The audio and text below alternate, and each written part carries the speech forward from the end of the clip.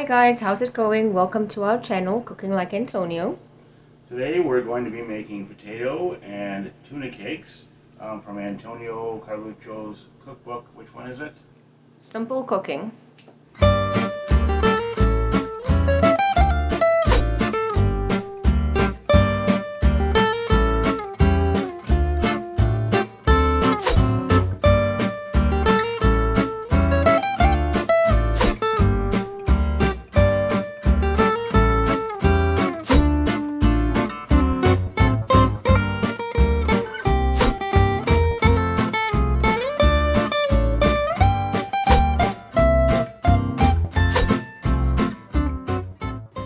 So what we are doing right now is bringing a saucepan full of water to a boil.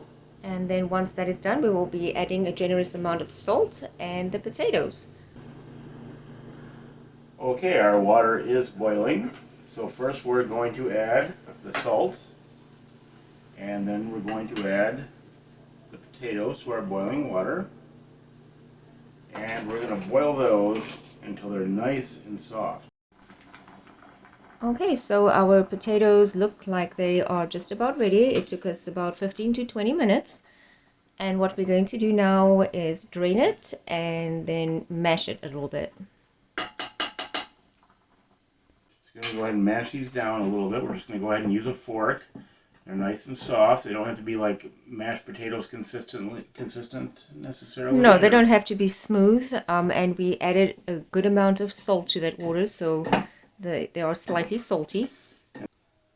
So we're going to allow that to cool just a little bit before we continue. You can put it in the fridge if you want to. Just cool it down a little bit. You don't want it quite that hot. Okay, so our mashed potato has had some time to cool down a little bit. To the mashed potatoes, we are going to add the 250 grams of canned tuna.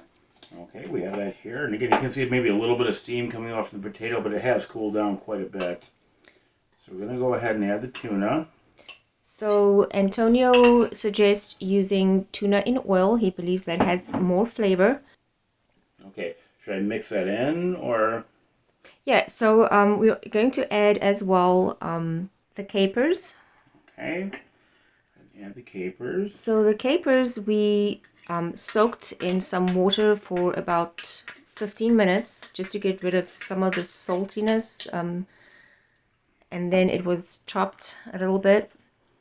And then we are going to add the parsley. Okay, add the parsley. And then we whisk 2 of the eggs. We are going to add that in. We've already done that. So we're going to go ahead and add the eggs. And then a good amount of pepper. Okay. Yeah, and you kind of just do that to taste. So that's probably good. Probably enough. A little bit subjective there, I guess. Yeah, and then we're going to grab his wooden spoon and just mix that up nicely. So this recipe calls for 3 eggs. We are only using 2 of the 3 eggs in the mixture. The third one will be used once we have shaped the little the tuna cakes. And we will be dipping those in the eggs and the breadcrumb. Okay. Okay, we're going to go ahead and get these ready for frying. I'm going to first dip them in the egg. Like that. And then we're going to put them in the breadcrumbs. Kind of flip them around like that. There we go. Maybe reshape them just a little bit. And the next one. And there we go. You know, we may need another egg. We're getting a little bit thin on the egg.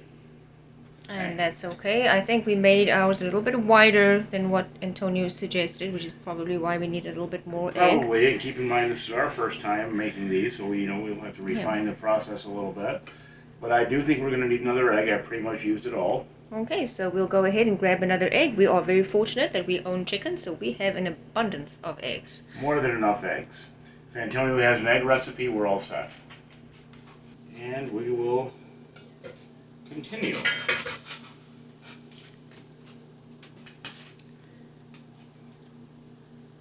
And this recipe is great using just pantry staples, stuff that most people have at home.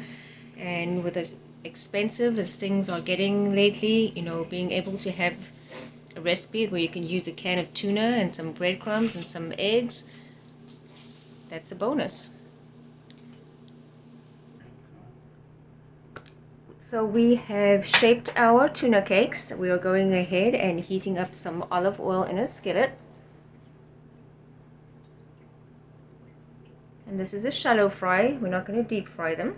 So go ahead and grab one. Should I put more than one in at a time? If you want to. I mean, there's plenty of space in that I skillet. think we're going to go ahead and... Okay.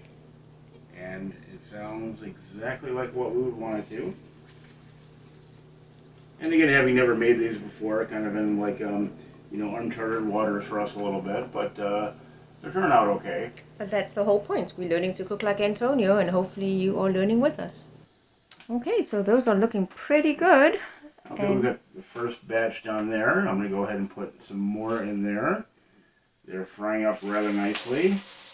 And how long would you say did that take? Well, that took 3-4 minutes. Well, I don't know, not long. I really didn't time it, but they are going rather quickly. Okay, and our last one. Ow, just about. I think these would go great with a nice salad. Great for lunch or a light dinner. Okay, so how many cakes did we get out of I think that? we ended up with 7. Okay, and we could have made them slightly smaller. Yeah, like this one's a little bigger than it should be. That was a little bigger. But you probably, if you did them uniform, about 10. Yeah, it's kind of what we said. Yeah, and you know what? Those look like a good size to me. That's a generous portion. So we are going to go ahead and do the taste test. You want to go first? Sure. We'll go ahead and get a little taste there. That's good. I'm making a mess.